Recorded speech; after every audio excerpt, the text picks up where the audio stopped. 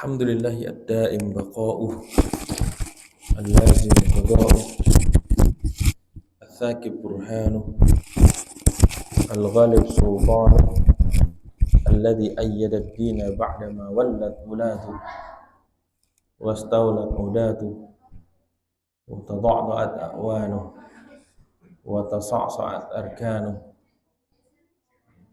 wa faddat kawakibuh qadat kata'ibuh wa dhalla nasiruh wa qalla mujib. Asyhadu an la ilaha illallah wahdahu la syarika lah. Waalaikumsalam. Asyhadu anna Muhammadan abduhu wa rasuluh. Allahumma salli ala Muhammadin wa ala ali Muhammad kama sallaita ala Ibrahim wa ala ali Ibrahim wa barik ala Muhammadin wa ala ali Muhammad kama barakta ala Ibrahim wa ala ali Ibrahim innaka Hamidum Majid. Qala Allah Ta'ala fi kitabihil karim, ya ayyuhalladzina amanu taqullaha haqqa tuqatih wa la tamutunna illa wa antum muslimun. Amma ba'du, fa inna asdaqal hadits kitabullah wa khairal hadyi hadyu Muhammadin sallallahu alaihi wasallam wa syarral umuri muhdatsatuha ala wa inna kulla muhdatsatin bid'ah wa kulla bid'atin dhalalah wa kulla dhalalatin finnar. Jamaah yang dimuliakan oleh Allah, alhamdulillah kita bersyukur kepada Allah Subhanahu wa taala pagi yang berbahagia ini kita dipertemukan kembali oleh Allah Subhanahu wa taala. Diawali dengan sholat subuh berjamaah. Semoga sholat kita diterima oleh Allah Subhanahu wa ta'ala. Juga diawali dengan sholat sunnah sebelumnya dengan keutamaan lebih baik daripada dunia seisinya. Kemudian kita lanjutkan sejenak insya Allah mengkaji ayat-ayat Allah, mengkaji hadis-hadis Rasulnya. Semoga pertemuan ini diberkahi dan diridhoi oleh Allah Subhanahu wa ta'ala. Semoga kita semuanya mendapatkan ilmu yang bermanfaat dan juga pemahaman yang lurus. Kita berdoa, Allahumma inna nas'aluka ilman nafi'a wa rizqan thayyiba wa amalan mutaqabbala. Ya Allah, kami mohon kepadamu ilmu yang bermanfaat, rizki yang halal dan thayyib, dan amal ibadah yang diterima. Bapak yang dimuliakan Allah, ibu-ibu semuanya, tema yang diberikan lanjutan dari sifat-sifat Allah, tetapi izinkan saya untuk menyampaikan sesuatu yang lain, bolehkah? Karena hari-hari ini kita masuk di bulan Rabiul Awal. Bulan keberapakah Rabiul Awal ini? Bulan keberapa, Pak? Wah, perselisihan pendapat. Sebelah kanan bilang 6, sebelah kiri bilang 3. Muharram, Safar, Rabiul Awal. Berarti bulan ke-3. Yang ke-6 tadi ngitungnya dari apa? Muharram, Safar, Rabiul Awal, Rabiul Akhir, Jumadil Ula, Akhir, terus Rajab, Sya'ban, Ramadan, Syawal, Zulqa'dah, Zulhijjah. Ini bulan Islam, harusnya lebih hafal daripada bulan yang sebenarnya Masehi itu punya grup sebelah, Pak. Tapi kita kadang-kadang lupa. Ketika bicara bulan Rabiul Awal, maka identik dengan kelahiran manusia terbaik. Waalaikumsalam warahmatullahi wabarakatuh. Makanya saya akan mengambil tema yang ringan, yaitu refleksi Rabiul Awal meniti jejak manusia terbaik Rasulullah Shallallahu Alaihi Wasallam. Yang pertama mengenai kelahiran Rasulullah Shallallahu Alaihi Wasallam, maka kalau harinya memang hari Senin, tetapi tanggalnya para ulama berbeda pendapat. Apakah tanggal 12? Apakah tanggal 9? Justru kalau menurut guru-guru kami yang lebih kuat, menurut mereka tanggal 9. 9 Rabiul Awal. Tetapi di Indonesia terkenalnya 12 Rabiul Awal. Kapan? Tahun berapa Pak lahirnya Nabi? Jangan sampai ya ditanya lahirnya mantan presiden tahu. Lahirnya Nabi tidak tahu. Kapan lahirnya? Tahun berapa? Tahun gajah. Iya, memang lahirnya Nabi bertepatan dengan peristiwa gajah. Tapi tahun berapa? Malah jawab, belum tahu, saya belum lahir. Ya iya. Secara tahun Masehinya, karena waktu itu belum dihitung tahun Hijriahnya. Hijriah itu dihitung sejak hijrahnya Nabi. Dan itu mulai ditetapkan di zaman Khalifah Umar radhiyallahu anhu. Tahun Hijriah dihitung sejak hijrahnya Nabi. Makanya namanya Hijriah.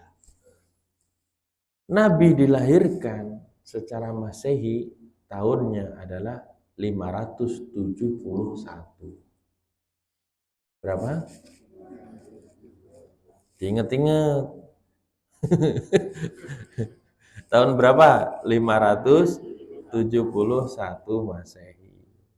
Berarti jarak Nabi Muhammad Rasulullah SAW dengan Nabi Isa alaihi salam jaraknya yaitu sekitar 571 tahun. Tahun Masehi dihitung dari Nabi Isa.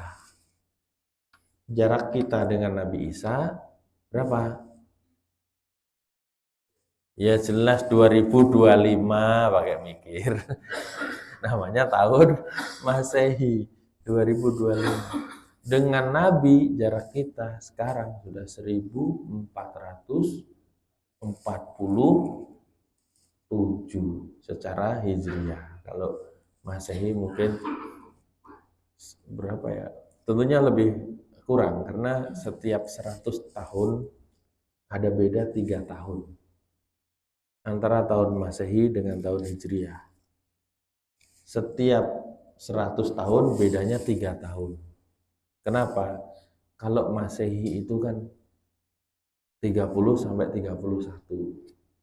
Kalau Hijriah itu 29 sampai 30. Makanya Al-Quran itu menyebutkan di dalam surat Al-Kahfi, a'udzubillahi minasyaitonirrajim, wa labithu fi kahfihim 300 sinina wasdadu tis'a.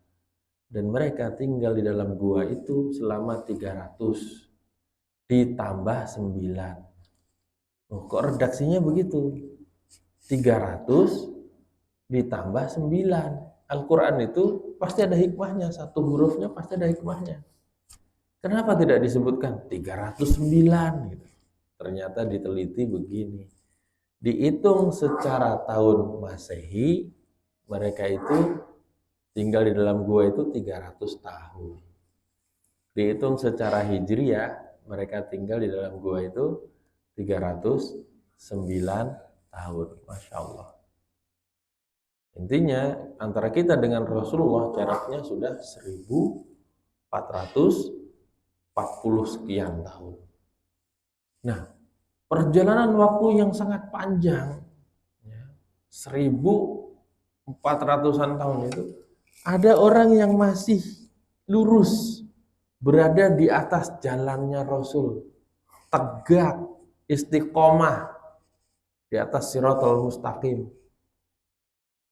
Karena Rasulullah ketika menjelaskan surat Al-An'am 183, wa anna hadza sirati mustaqimah, dan inilah jalanku yang lurus, fattabi'u, maka ikutilah, wala tattabi'us subul, jangan kamu ikuti jalan-jalan yang lain, fatafarraqu bikum an sabili, maka kalian akan bercerai-berai dari jalannya Allah. Ternyata 1400 lebih itu Pak, masih ada yang lurus mengikuti jalurnya Rasulullah. Rasulullah itu garis lurus. Khatta Rasulullah SAW khattan wa khatta khututan. Beliau menggaris-garis lurus, lalu beliau menggaris-garis yang lain. Kata beliau, ini jalanku yang lurus, ini jalan-jalan yang lain. Di setiap jalan itu ada setan menyeru, sini lewatlah sini, sini lewatlah sini. Makanya banyak orang Pak yang belok jalan, Pak, tidak lurus ngikutin jalannya Rasulullah. Wajar, segitu banyak, segitu lama masa itu. Nah, kita berusaha. Kayak di sini refleksi Rabiul Awal meniti jejaknya Rasulullah Sallallahu Alaihi Wasallam, supaya kita tidak tersesat jalan, tergoda dengan godaan setan yang menyeru tadi, akhirnya menyimpang. Nah, memang benar 571 Masehi tadi ada kejadian besar, yaitu disebut dengan peristiwa atau tahun gajah.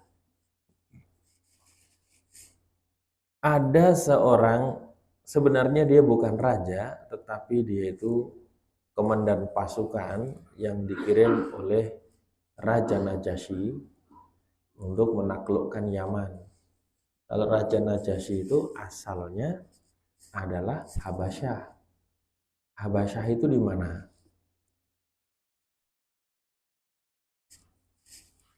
Pak, dijawab Pak, jangan cuma liatin melulu Pak.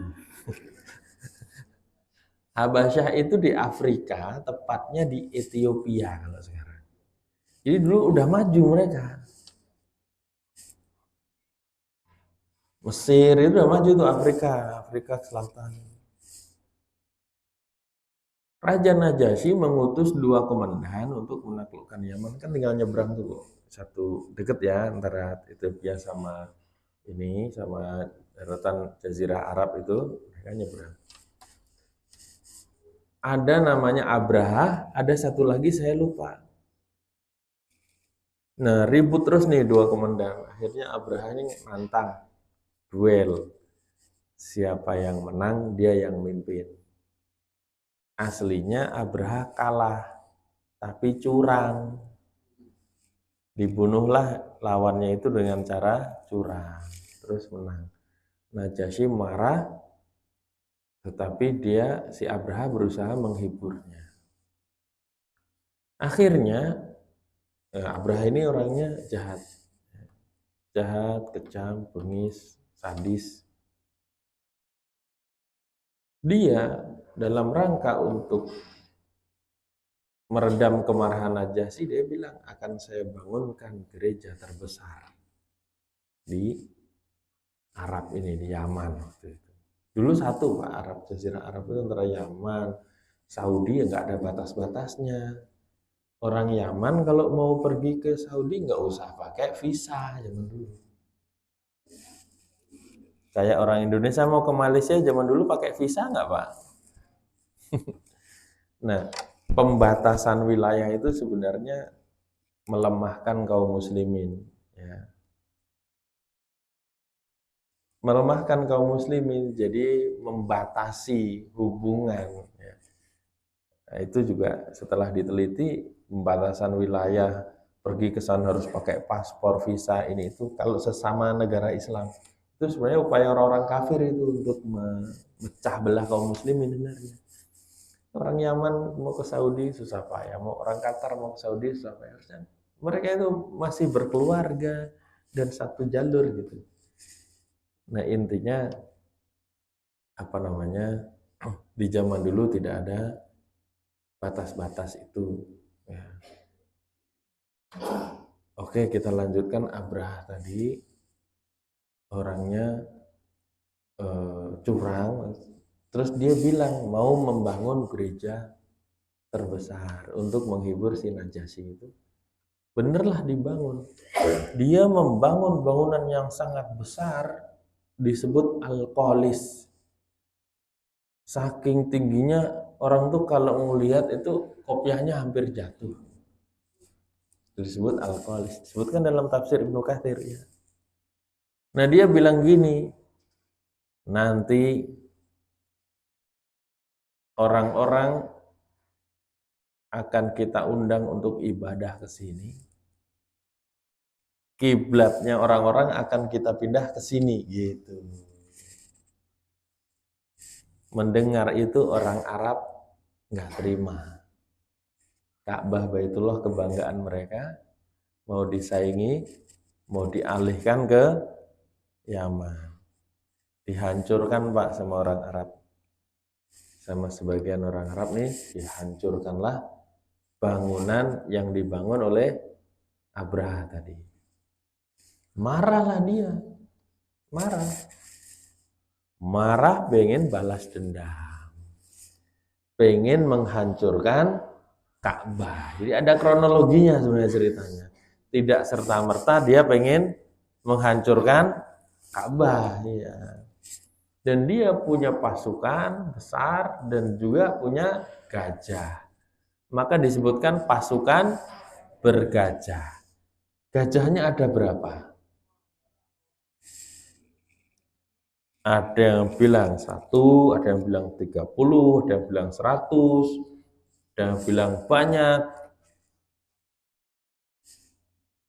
ada yang bilang ribuan. Ribuan apaan? Pasukannya ribuan, gajahnya 1, pasukan bergajah. Khilaf mengenai jumlah gajahnya. Saya tanya menurut bapak-bapak, ibu-ibu, kira-kira apakah gajah itu binatang asli Arab atau dari luar Arab? Jangan bilang dari Lampung ya.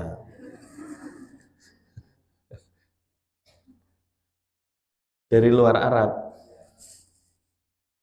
Ada nggak kira-kira gajah asli Arab?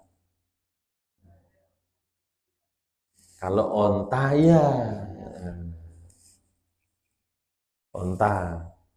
Menurut sebagian ahli, gajah ini bukan asli Arab, memang didatangkan dari Afrika. Ya tempat asal mereka gitu kan. Gajah pintar diajari untuk membantu keperluan mereka, untuk tunggangan dan seterusnya.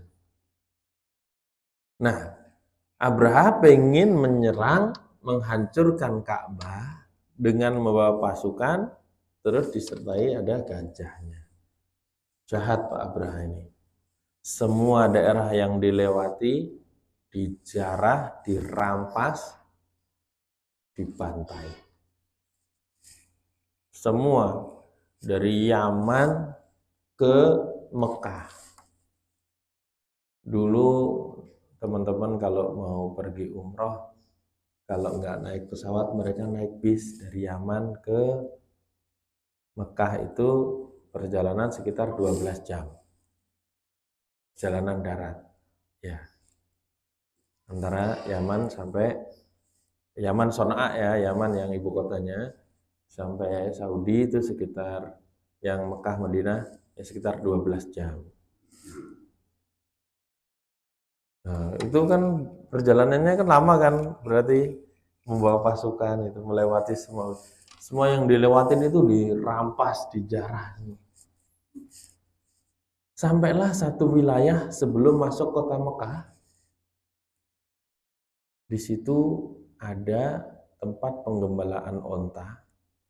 Semua dirampas, onta itu dijarah, termasuk punya Abdul Muthalib. Siapakah Abdul Muthalib? Kakeknya Nabi. Dirampas Pak, sekitar 200 onta. Waduh, enggak. Nah, Abdul Muthalib bilang kepada penduduk Mekah untuk menyelamatkan diri pergi ke bukit-bukit. Karena Abraha jahat. Nah, setelah itu Abdul Muthalib pergi mendatangi Abraha. Abdul Muthalib ini kan pemimpinnya Quraisy, dia gagah berani. Pas datang itu Abraha udah tahu kalau itu pemimpinnya, karena terlihat kewibawaannya. Terus datang menemui Abraha, ditanya mau apa kesini. Saya kesini mau mengambil onta-onta saya yang engkau rampas. Kata Abraha, wah kecewa saya. Kenapa kamu kecewa? Saya kira kamu kesini mau bilang jangan serang Ka'bah, jangan hancurkan Ka'bah. Malah cuman mau ngambil onta. Gitu kata. Apa kata Abdul Muthalib? Oh, kalau itu Baitullah, rumah. Nah, aku nggak pernah khawatir. Karena sudah ada yang memiliki, ada yang menjaganya. Dan kamu tidak akan mampu melawannya. Gitu. Udah digituin sama Abdul Muthalib. Namanya Abraha kan sombong ya. Tetap dia pergi ke Mekah untuk menyerang. Tapi penduduk Mekah sudah disuruh menyelamatkan diri. Sampai di situ ternyata apa? Gajahnya nggak mau. Gajahnya dalam sejarah itu nggak mau. Disuruh menghancurkan Ka'bah. Lah kalau Ka'bah bangunan dari bata, secara logika, kalau gajah tinggal diapain Bu sama gajah?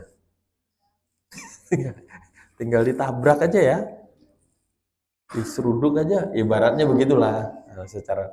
Tapi gajahnya qadarullah dengan izin Allah ya. Allah lindungi Baitullah, rumah Allah itu. Nah, akhirnya Allah kirimkan pasukannya.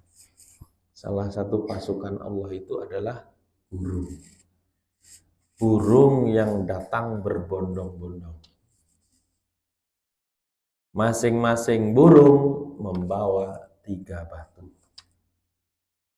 Batu dari neraka yang dipakai untuk membalas, menyiksa mereka. 3 batu itu di mana naruhnya?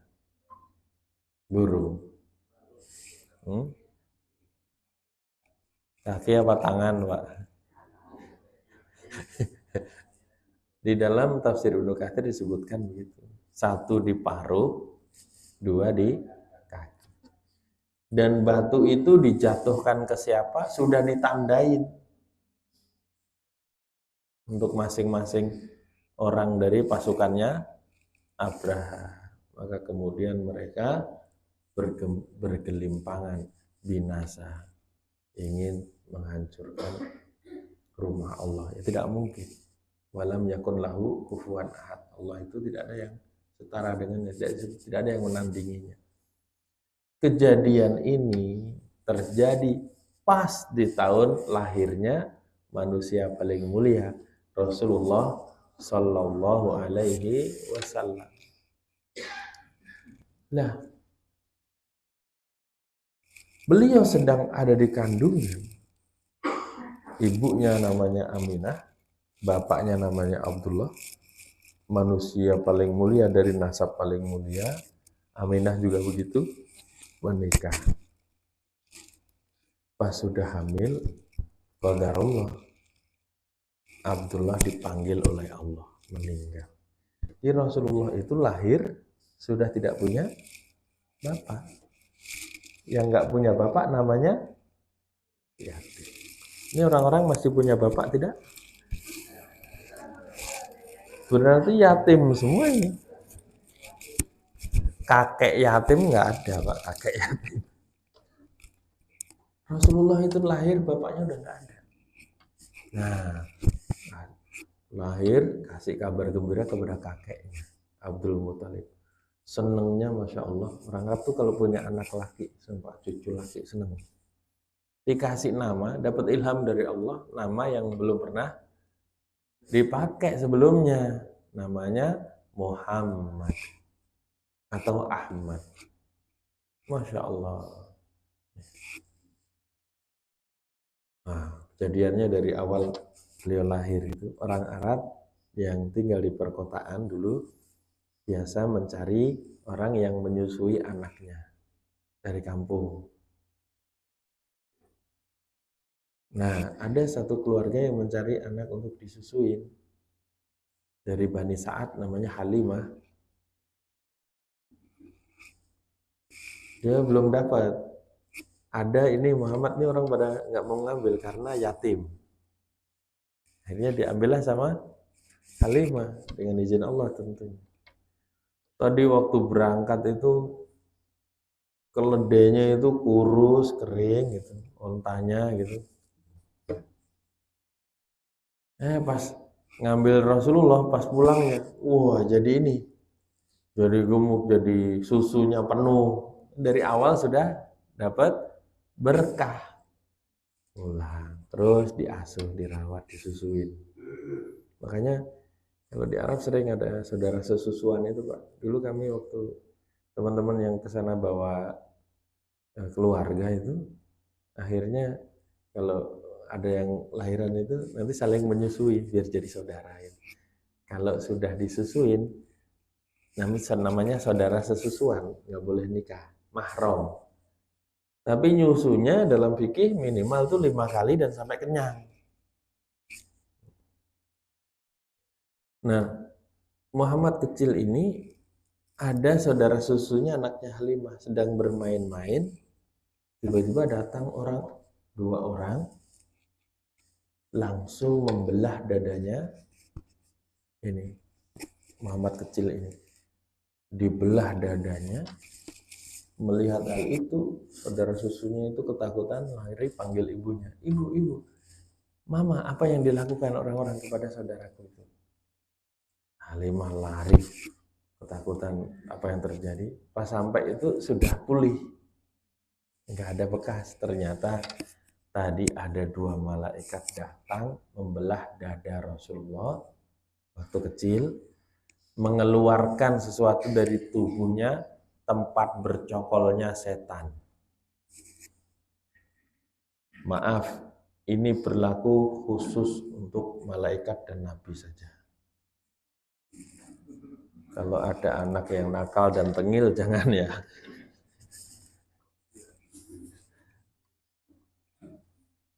Setelah itu Halimah ketakutan, maka dikembalikan. Rasulullah kemudian diasuh oleh kakeknya meninggal, diasuh oleh pamannya. Pamannya namanya siapa yang mengasuh Rasulullah?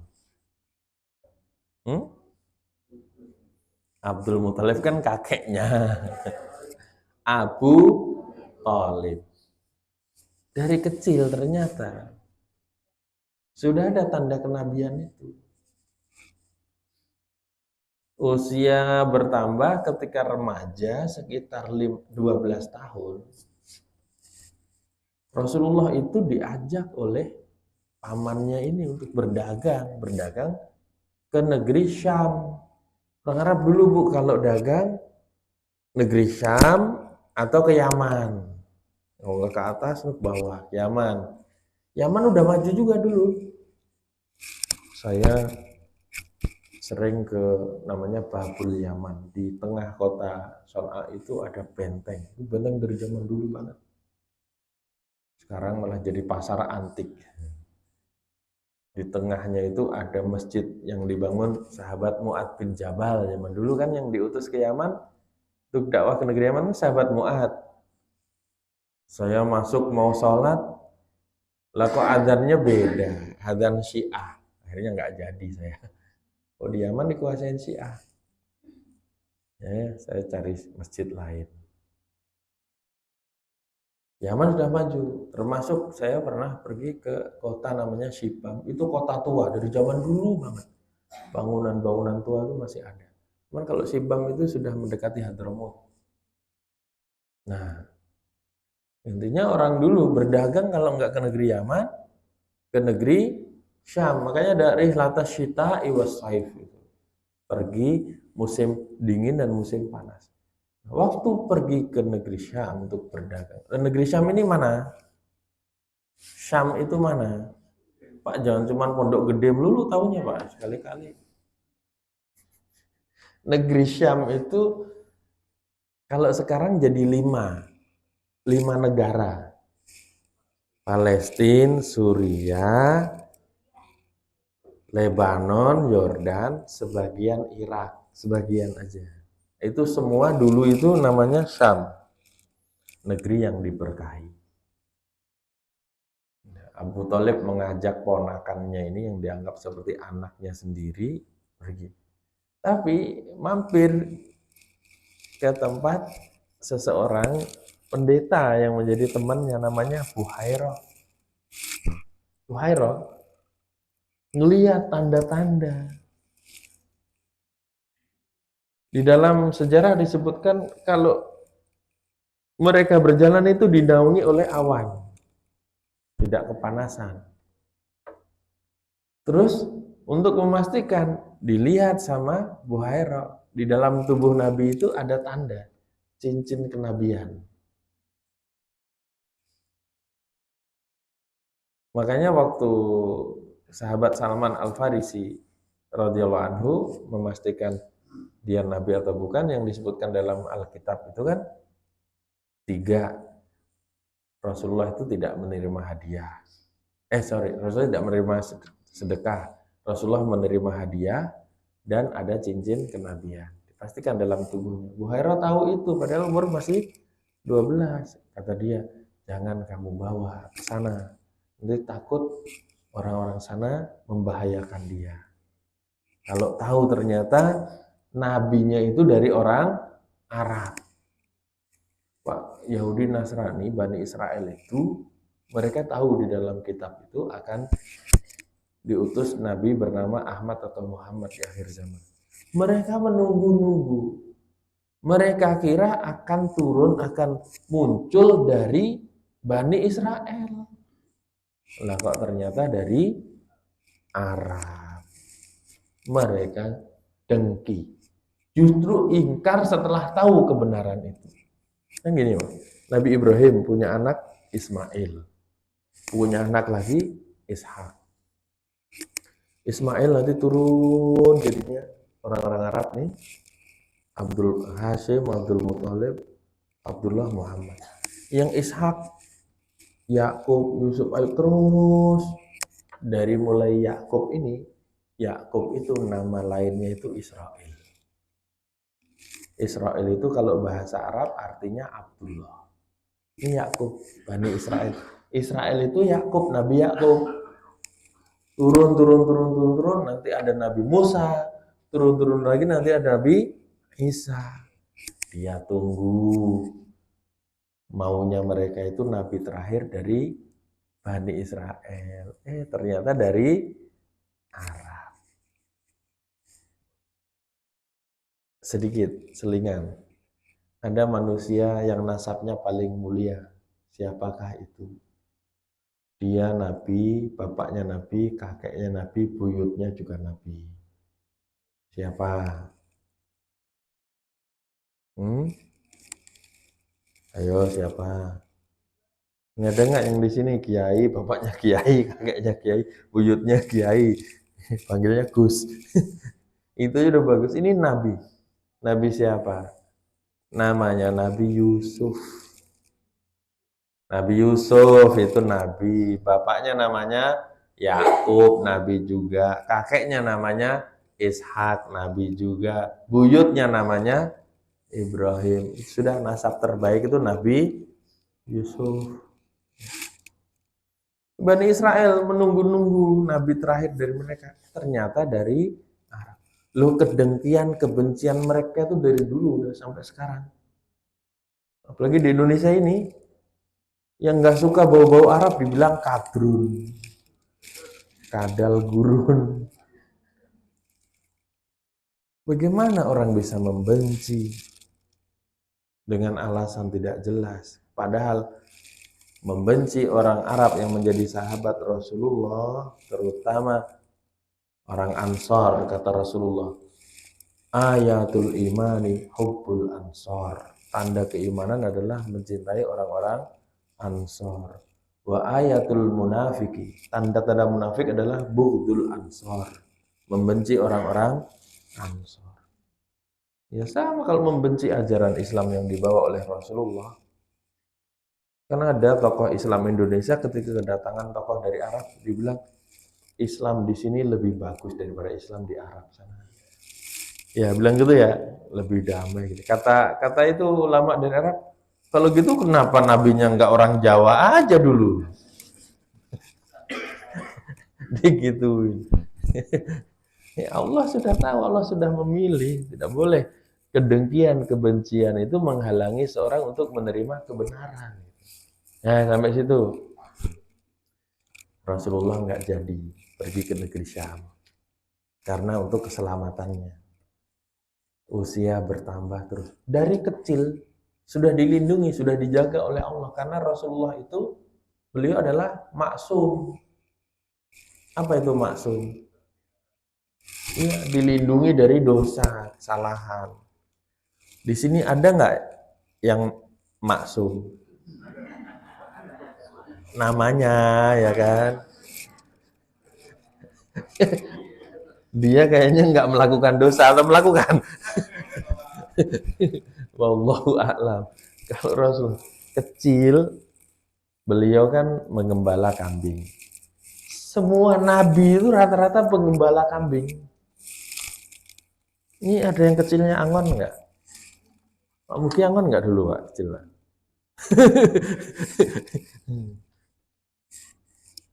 Nabi-nabi itu kecilnya pelihara kambing. Rasulullah ada temennya pelihara kambing. Terus diajaklah nonton. Ya kalau zaman sekarang kayak konser gitu dah. Apa yang terjadi? Rasulullah itu dibikin tidur sama Allah. Akhirnya nggak jadi. Dilindungi dari kecil itu. Iya, disiapkan oleh Allah. Orang-orang pada nyembah berhala, beliau tidak pernah nyembah berhala. Orang pada minum khamr, mabok. Dulu biasa. Iya. Sebelum pengharaman khamr tuh para sahabat masih. Makanya ketika pengharaman khamr itu, wah pada ditumpahin, pada dipecahin, dibuang semua khamr. Terus nasabnya juga jelas karena dulu ada perkawinan jahiliyah itu. Perempuan bergaul dengan 10 laki-laki. Suka-suka dia. Nanti kalau udah hamil, kalau lahir, 10 tadi dikumpulin. Suka-suka dia pilih yang mana. Ini anakmu gitu. Parah ya. Kok ini anakmu tapi mirip sama dia gimana? Namanya juga jahiliyah. Yang kayak gitu semua Rasulullah sudah tidak ikut. Tradisi-tradisi jahiliyah itu. Begitu juga sahabat-sahabat mulia yang jadi sahabat dekat sudah dijaga oleh Allah. Abu Bakar nggak pernah nyembah berhala. Utsman gitu. Nah intinya dari kecil sudah dipersiapkan. Sampai akhirnya terus usia bertambah. Di usia 25, sebelumnya beliau berdagang, menjalankan bisnis dari modalnya seorang wanita namanya Khadijah.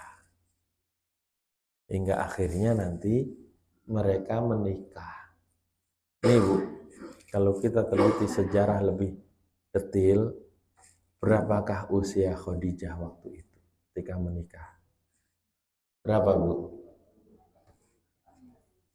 Bu kalau 40 gampang nggak punya anak?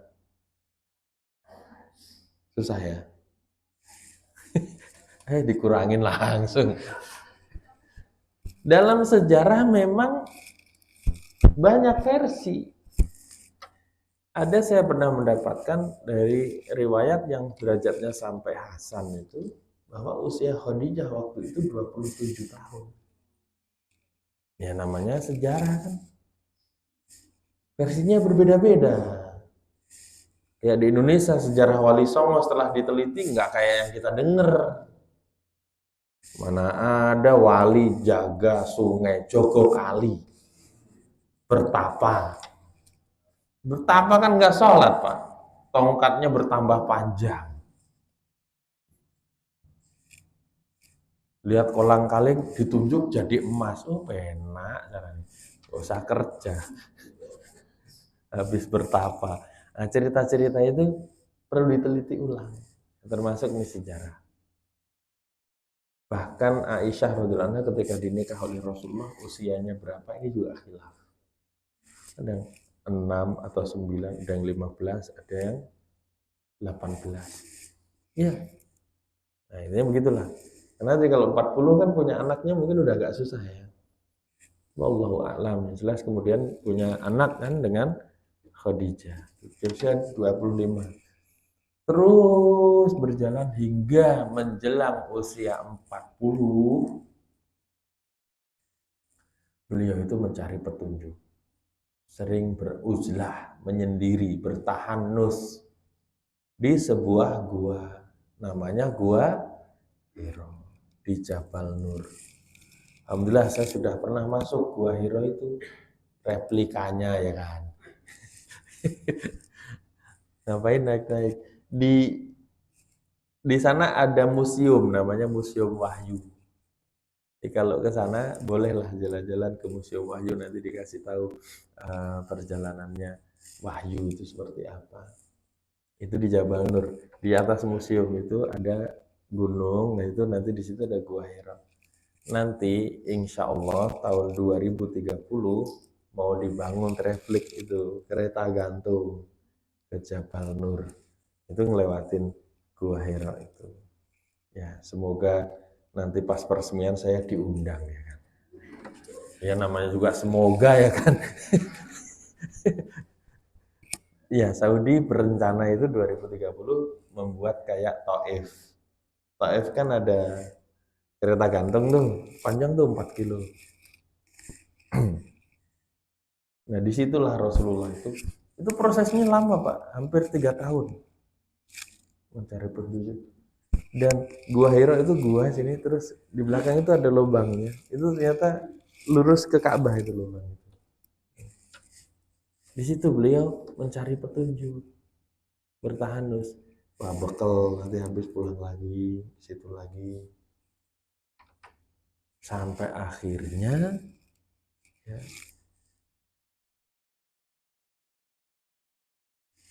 muncullah makhluk yang hitam besar membekap beliau, mengatakan Iqra, bacalah. Ma'ana biqari, aku tidak bisa membaca.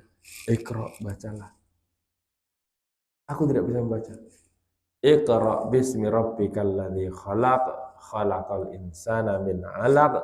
Iqra wa rabbukal akram, alladzi 'allama bil qalam, 'allamal insana ma lam ya'lam. Langsung beliau pulang ketakutan menggigil, menemui istrinya. Zammiluni, zammiluni. Selimuti aku. Takutan. Wah, terus ditenangkan sama istrinya. Wahai suamiku, engkau adalah orang yang baik. Engkau menjaga tutur kata, engkau menyambung silaturahmi, engkau selalu membantu orang yang kesulitan, engkau memudahkan orang dan seterusnya kebaikan. Tidak akan ada keburukan yang menimpamu. Nah, istri itu tugasnya menenangkan suami. Kalau suami sedang masalah dan galau. Gimana Pak? Istri-istri antum kayak gitu nggak Pak? Hah? Ada bilang insya Allah, berarti masih berupa harapan ya kan? Belum berarti. Ini tolong ibu-ibu nih, dicontoh Khadijah, kalau suaminya sedang masalah itu ditenangkan ya kan, bukan malah dijorokin ya kan. Ini ditenangkan. Terus Khadijah radhiyallahu anha punya saudara sepupu, orang yang berilmu, mempelajari Alkitab, ngerti bahasa Ibrani dan menerjemahkan ke bahasa Arab. Ilmunya tinggi, pinter ya. Aku akan bawa kamu kepada saudaraku. Namanya Waraqah bin Naufal. Siapa namanya? Waraqah bin Naufal. Ingat nggak Pak? Bulan depan masih ingat nggak? Insya Allah ya, insya Allah lupa nih. Dibawalah ke Waraqah. Waraqah sudah tua. Diceritakan, ada apa wahai anak pamanku, diceritakan. Aku mengalami ini.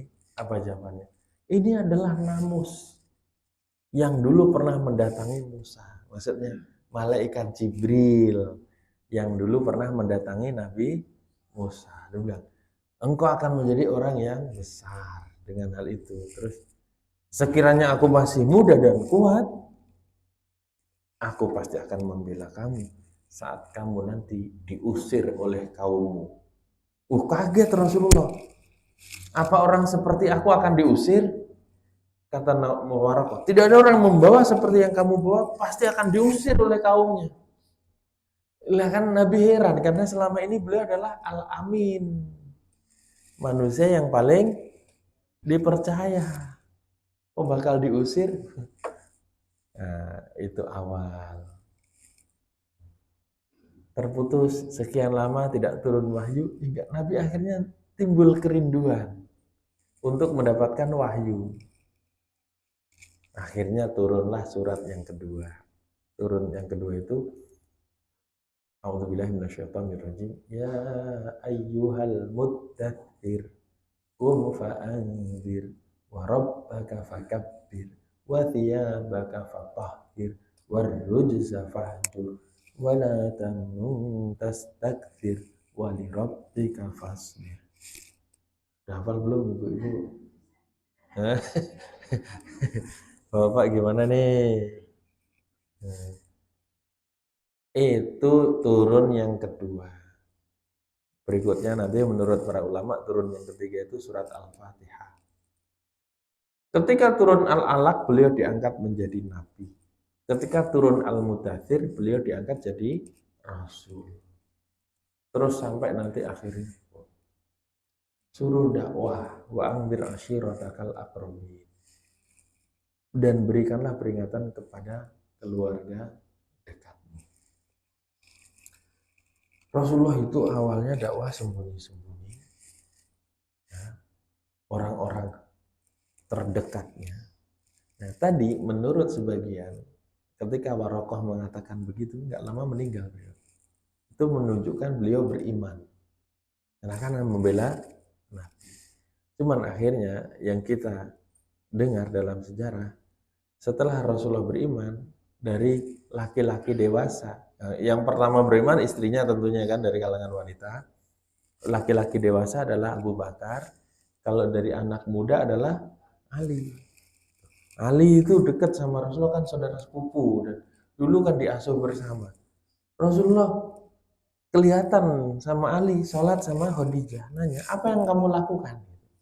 Rasulullah jelaskan ini agama gini. Wahai Ali berimanlah kamu. Ali tunggu saya pikirkan. Akhirnya besoknya Ali langsung beriman.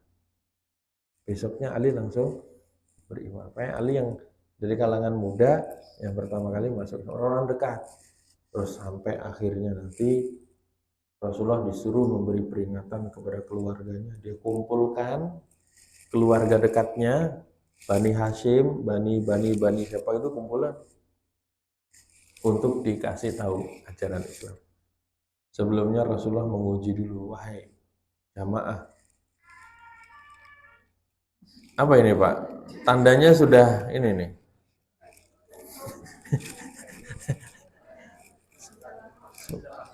Ini kayak udah merdeka nih Bapak ini kayaknya.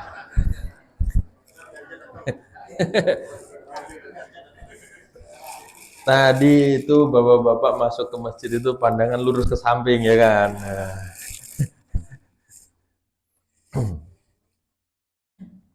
Kita lanjutkan sedikit. Ya. Nah, ternyata pas mengumpulkan tadi, menguji dulu mereka percaya apa enggak.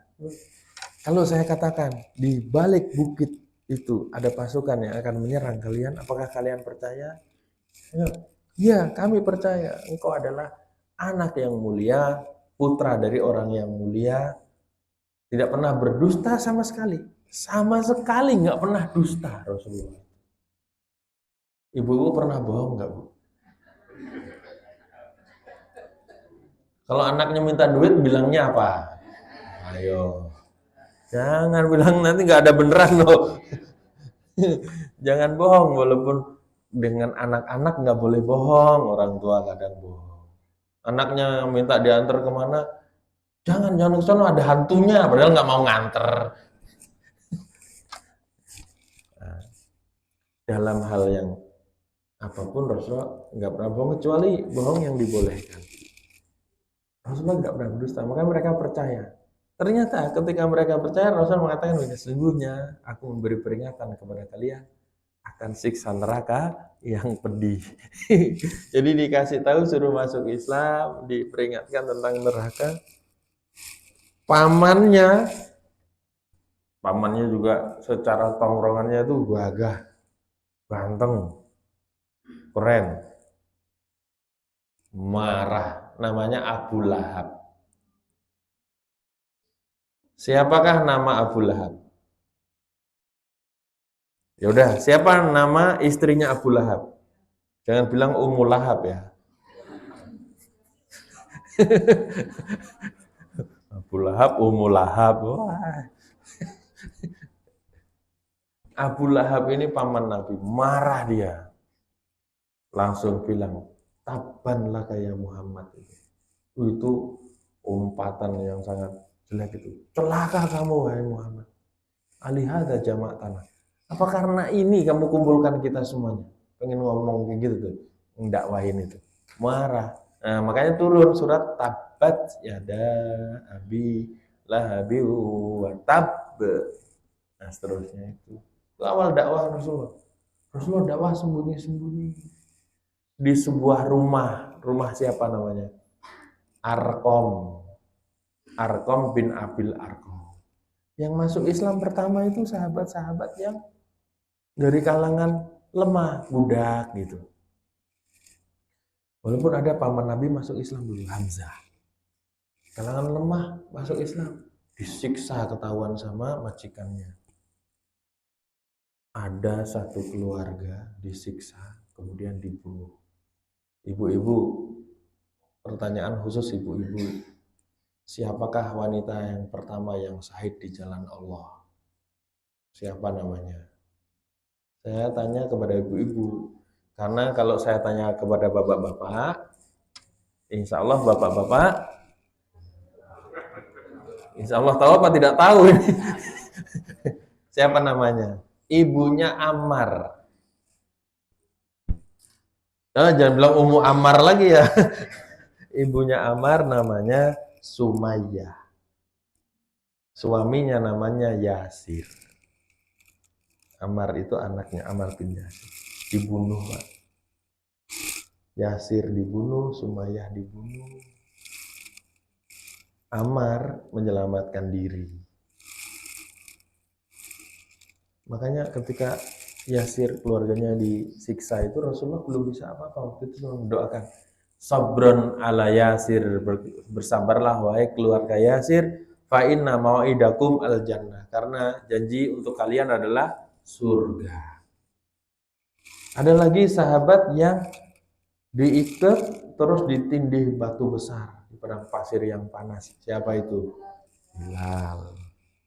Ada lagi sahabat yang disiksa, besi dibakar sampai panas, sampai merah, cos, ditempel ke punggungnya. Sahabat siapa? Allah. Ayo, sahabat siapa? Khobab. Namanya Khobab bin Al-Ard. Khobab. Begitu.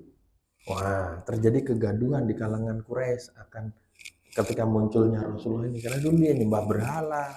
Tuhannya ada Hubal, Manat, Lata, Uzza, dan seterusnya, suruh nyembah Allah satu. Ribut. Salah satunya itu Umar. Umar ini pengen marah. Tapi Rasulullah itu berdoa supaya Islam itu dikuatkan dengan kalau enggak Amr bin Hisham itu Abu Jahal atau Umar. Yang dikabulkan adalah Umar. Umar sudah marahnya memuncak, pengen datang nyari Muhammad, ketemu sama temennya. Mau kemana kamu Umar? Kelihatan emosi banget kan? Aku mau cari Muhammad, aku habisin dia. Oh, kamu nggak tahu yang lebih heboh dari itu? Apa itu? Nah, itu adikmu udah masuk Islam. Tambah marah dia pulang. Bener. Dia pulang, dia dengar adiknya lagi baca Quran. Nguping dulu, akhirnya masuk, minta apa itu, gak dikasih, terus adiknya dipukul berdarah. Setelah itu nyesel, minta maaf, terus nanya apa itu, suruh bersuci dulu, akhirnya dikasih tahu itu Al-Quran. Umar tertarik karena dia juga syair, ahli syair juga. Dia datang, dalam sejarah disebutkan datang ke rumah Nabi ngetok pintu. Siapa? Umar bin Khattab. Wow, sahabat pada takut.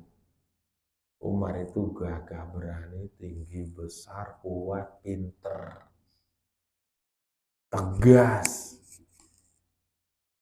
nggak menye-menye. Tegas beneran. Kalau naik keledai itu hampir sampai tanah kakinya. Makanya kalau pakai baju ukuran satu orang nggak muat dia. Digabung sama jatah anaknya dipakai jadi satu baju. Umar bin Khattab pada takut. Lah ada Hamzah, jangan takut, bukakan. Kalau macam-macam saya bunuh dia. Wah, Hamzah kan juga kuat. Singa Allah juga. Wah, dibuka ternyata Umar. Tadi niatnya pengen apa? Pengen menghabisi Rasulullah. Pas datang ternyata bertanya tentang Islam. Lalu Umar bersyahadat. Masya Allah. Saking senengnya para sahabat bertakbir sampai kedengeran kemana-mana. Masuk Islamnya Umar itu. Hingga akhirnya apa? Umar nanya gini, wahai Rasulullah, bukankah kita berada di atas kebenaran? Iya. Loh, kalau itu ngapain sembunyi-sembunyi? Langsung diajak terang-terangan, dakwah terang-terangan menampakkan Islam. Makanya Umar itu dijuluki Al-Faruq. Apa itu Al-Faruq? Yang membedakan antara hak dan batil. Terus dakwah berjalan, tapi berat waktu di Mekah itu. Rasulullah itu pernah diboikot Pak dalam satu lembah. Diputus hubungan sama orang-orang Quraisy, nggak boleh dapat bantuan apa-apa. Diboikot beneran. Itu ujian kesabaran para sahabat. Saking beratnya maka Rasulullah suruh sahabat menyelamatkan diri, hijrah. Hijrah kemana? Yang pertama, naik perahu tadi ke tempat Raja Najasyi, Ethiopia. Hijrah pertama itu negeri Habasyah. Aslinya awalnya ditolak atas provokasi dari orang Quraisy. Tapi sahabat Ja'far, sepupu Nabi, diplomatnya Islam itu. Dia berargumen dengan Najasyi, terus disebutkan Al-Quran. Buktinya apa ini itu? Al-Quran. Apa itu? Dibacakan. Ternyata menyebutkan kisah tentang Isa bin Maryam. Raja Najasyi nangis tuh terus mengatakan, tinggallah di negeriku dengan aman, beda antara kamu dan kami cuma sedikit saja. Akhirnya nanti Najasyi masuk Islam. Makanya pas Najasyi meninggal, Rasulullah melakukan sholat gaib. Khawatir di sana nggak ada yang sholatin. Sholat gaib itu dilakukan jenazahnya, sholat jenazah, tapi jenazahnya tidak hadir. Kalau dikhawatirkan tidak bisa disolatin atau tidak ada yang mensolatin. Tapi kalau ibu-ibu ini di Jakarta nih, keluarganya di Jawa meninggal, sudah disolatin berdurus sana, di sini minta lagi sholat gaib, nggak perlu. Jadi kalau gitu sholat gaib melulu, setiap menit ada orang meninggal ya kan. Nah ini hijrah ke Habasyah, karena di Mekah ditindas, disakitin, dizolimin. Hingga akhirnya datang orang Madinah pergi ke Mekah untuk umroh, didakwain, masuk Islam. Nanti kamu kalau sampai ke negerimu, dakwahkanlah ajaran ini. Didakwain, banyak orang masuk Islam di Madinah. Gelombang berikutnya puluhan, hampir 170-an lebih datang tahun berikutnya. Terus mereka di bait Aqobah. Nah, akhirnya Rasulullah melihat, oh yang sangat kondusif ini adalah Madinah. Hingga akhirnya Allah perintahkan untuk hijrah. Para sahabat dulu hijrah. Rasulullah nunggu perintah. Nanti Rasulullah bareng sama Abu Bakar. Orang tuh Pak hijrah itu sembunyi-sembunyi lewat jalur yang nggak biasa dilewatin dan kan kalau ini dirampas hartanya sama orang-orang Quraisy.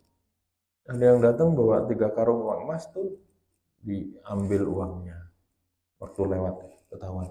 Tapi kalau Umar beda. Dalam sejarahnya Umar mau hijrah tuh Ketemuin dulu orang-orang Quraisy.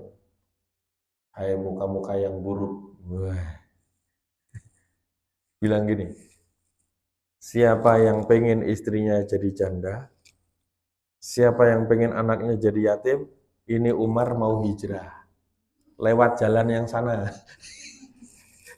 Kalau mau nyegat, cegat aja. Nggak ada yang berani sama Umar. Ingat Rasulullah nunggu waktu. Dan Rasulullah waktu hijrah itu, umur berapa Rasulullah hijrah?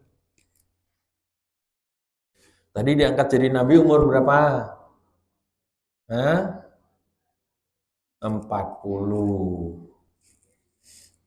Terus hijrahnya umur berapa berarti? Karena di Mekah berdakwah selama 13 tahun. Berarti berapa? 53. Kalau hafalannya kurang bagus, jangan sampai matematika juga ikut kurang bagus. 40 tambah 13 jadi 53. Baru boleh hijrah. Itu mencekam.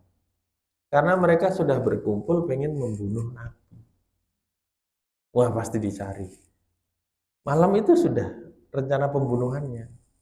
Kan mereka nggak berani bunuh. Karena Bani Hashim cukup kuat. Itu pas kumpul di Darun Nadwa, gimana cara membunuh Nabi?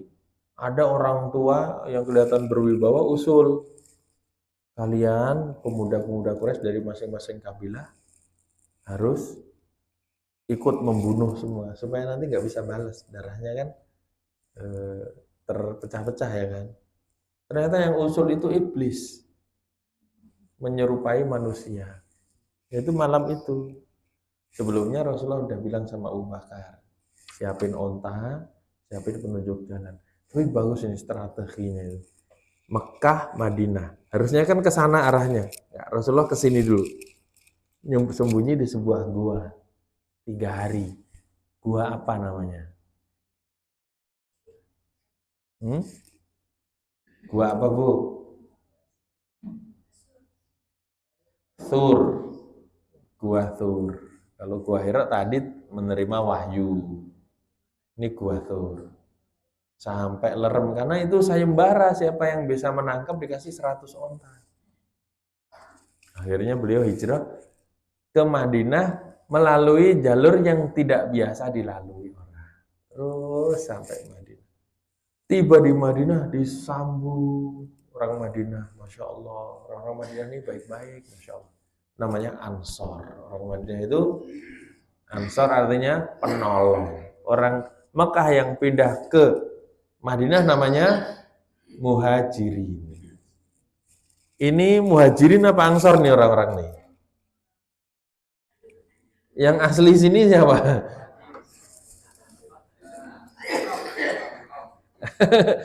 Yang itu Ansor berarti. Muhajirin datang ada yang nggak bawa apa-apa dibantu sama Ansor. Saya punya 2 rumah, kamu pilih yang mana? Wah, sampai begitu dulu. Di Madinah beliau selama 10 tahun. Tahun pertama membangun kekuatan, belum boleh balas, Bu. Harta dirampas, diusir dari tanah dari tanah tercintanya, rumahnya, hartanya. Belum boleh, tapi pas tahun kedua udah diizinkan. Kafilah dagang mereka lewat, dicegat, pengen ngambil, tapi lolos. Akhirnya terjadilah, mereka kan nggak terima, akhirnya perang. Perang yang pertama, kemenangan telak, namanya Perang Badar. Perang Badar. Kenapa disebut sebagai Perang Badar? Karena terjadi di Sumur Badar. Sumur yang besar, kaum muslimin di situ, sumur-sumur kecil ditutup. Kemenangan telak didapat oleh kaum muslimin terjadi di bulan Ramadan.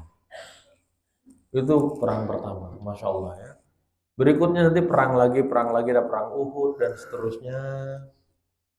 Rasulullah itu ngirim surat kepada raja-raja. Suruh masuk Islam, aslim taslam. Oh, kuat, Bu. Berani. masuklah kalian ke dalam Islam, kalian akan selamat. Semuanya dikirim begitu.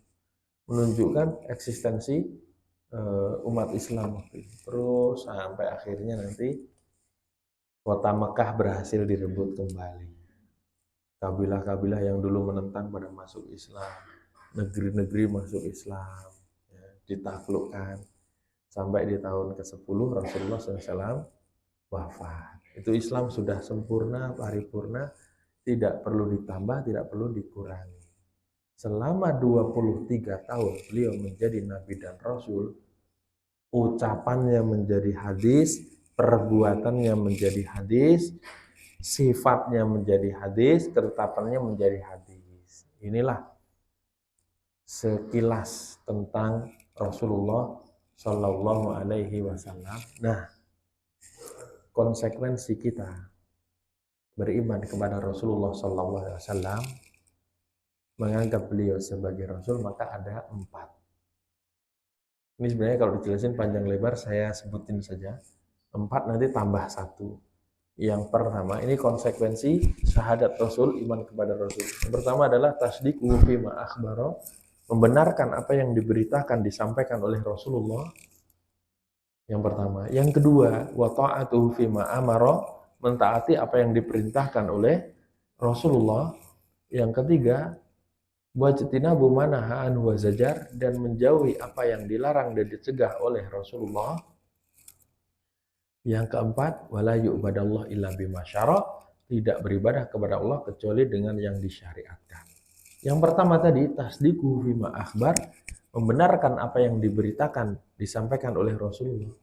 Terkadang Rasulullah itu menyampaikan sesuatu yang terdahulu sejak zaman Nabi Adam. Kadang Rasulullah menyampaikan apa yang terjadi nanti sampai hari kiamat. Kadang Rasulullah menyampaikan sesuatu yang nggak masuk akal. Ya harus sami'na wa ata'na, harus percaya. Misalnya, waktu Rasulullah menyampaikan berita Isra Mi'raj, masuk akal tidak waktu itu?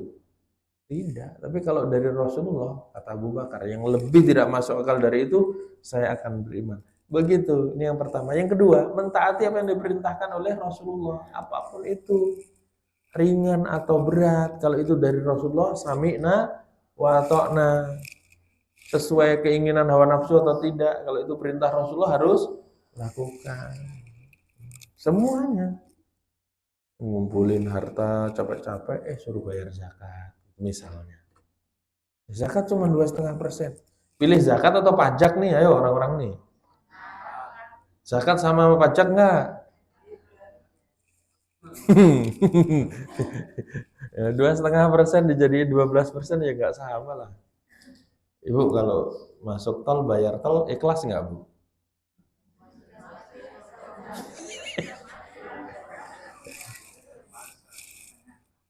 Oke, Ustadz kita itu membahas tentang masalah pajak nih, mohon maaf ya Ustadz Irwandi, masalah pajak kan agak tegas. Memang Islam itu tegas. Yang ada zakat. Zakat itu diambil dari orang yang mampu, dikembalikan kepada orang yang membutuhkan. Itu yang paling adil, betul nggak? Kalau pajak semuanya orang dipalakin, gaji dipajakin, beli makan dipajakin, ngeluarin makan juga parah. Negara tidak boleh memungut pajak kecuali kalau benar-benar darurat. Nah, ada hadis la yadkhulul jannata sahiba maks. Tidak akan masuk surga pemungut pajak, riwayat Al-Hakim. Zakat. Kalau Rasulullah perintahkan harus nurut masalah zakat ini.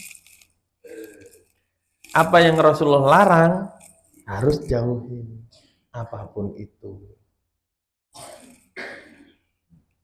Larangan dalam Islam itu ada yang sifatnya haram, ada yang sifatnya makruh. Harus jauhin. Yang makruh contohnya apa, Pak? Jengkol. Selain itu apa? Rokok. Rokok makruh apa haram, Pak? Alhamdulillah, di sini nggak ada yang rokok, Bu. Di sini, nggak tahu kalau di luar.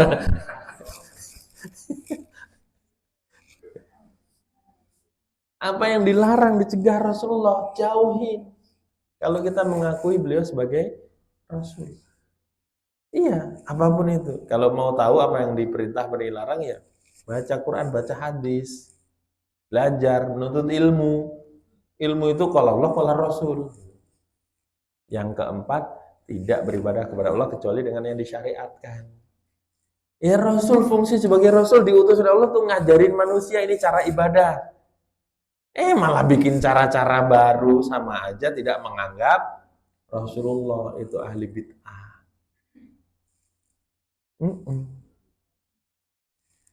Maaf ya, tidak ingin menyinggung siapa-siapa. Saya kemarin itu ketemu sama kiai gak sengaja terus ngobrol-ngobrol sama kiai itu tentang maulid ini. Gue nggak demen nih orang. Dia yang ngomong, gue nggak demen nih orang-orang nih pada bikin maulid sampai jam 2 malam, jam 3 malam, giliran subuh kesiangan gitu. Ada yang begitu, dia yang cerita gitu. Yang paling penting bukan memperingatinya. Ini ngikutin ini 4 hal ini ditambah satu lagi plus 1. Mencintai Rasul melebihi cinta kepada siapapun. Nah, Umar bilang, wahai Rasulullah, engkau orang paling aku cintai setelah cintaku pada diriku. Kata Rasulullah, tidak ya Umar, tidak. Rasulullah bersabda, la yu'minu ahadukum hatta akuna habba ilaihi min walidi walid wan nasi ajmain. Tidak beriman seorang sehingga menjadikan aku Rasulullah lebih dia cintai daripada orang tuanya, daripada anaknya, daripada seluruh manusia. Ini konsekuensi iman kepada Rasul. 4 ditambah 1. Jangan cuman memperingati setahun sekali ya kan. Ngikutin kagak. Makanya refleksi. Nah, kalau ini asli nih.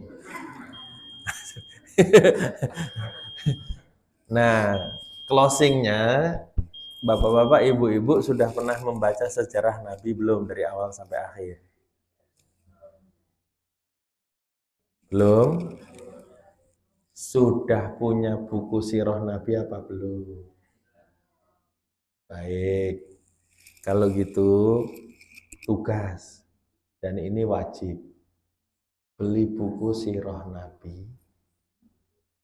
Beli buku sirah Nabi, terus dibaca dari awal sampai akhir. Nanti ibu-ibu, bapak-bapak bisa ceritakan kepada anak cucunya. Cerita tentang orang-orang soleh, perjalanan orang-orang soleh. Jangan diceritain kancil nyolong timun melulu tuh, jadi para koruptor semua tuh akhirnya. Dari kecil diajarin ngibul. Ya, beli nanti saya kasih anunya. Yang rekomen itu ada buku yang bagus yang sudah diterjemahkan dengan bahasa Indonesia. Saya khawatir kalau Bapak nanti baca yang pakai bahasa Arabnya. Mau, Pak? Boleh nanti paling cepat menangis kalau baca itu. Menangis bukan terharu, apa maksudnya ini? Paham nggak kalau bahasa Arab? Kalau makanya udah diterjemahkan. Ini wajib ya, yang belum pernah membaca sejarah Nabi, karena salah satu dasar usul salasah 3 landasan utama itu salah satu ma'rifatul Rasul, mengenal Rasulullah supaya kita jadikan sebagai suri tauladan. Ayatnya kan laqad kana lakum fi Rasulillahi uswatun hasanah liman kana yarjullah wal yawmal akhir wa dzakarallaha katsira. Kita jadikan Rasul dengan uswah hasanah. Ya kalau kita nggak tahu kehidupan Rasulullah gimana? Ibu-ibu sebutin semua anak ceweknya Nabi namanya. Fatimah, terus Ummi Kulsum. Nggak ada Zahra, itu Fatimah. Fatimah di Zahra. Ummi Kulsum, Fatimah, Ummi Kulsum, terus Zainab, satu lagi Ruqayyah. Dan semuanya dibahas Bu kehidupan Nabi. Baik, saya kira cukup ya. kita akhiri di sini. Apa mau ada yang pertanyaan ini? Udah aja katanya. Subhanaka Allahumma wa bihamdika asyhadu an la ilaha illa anta astaghfiruka wa atubu ilaik. Wassalamualaikum warahmatullahi wabarakatuh.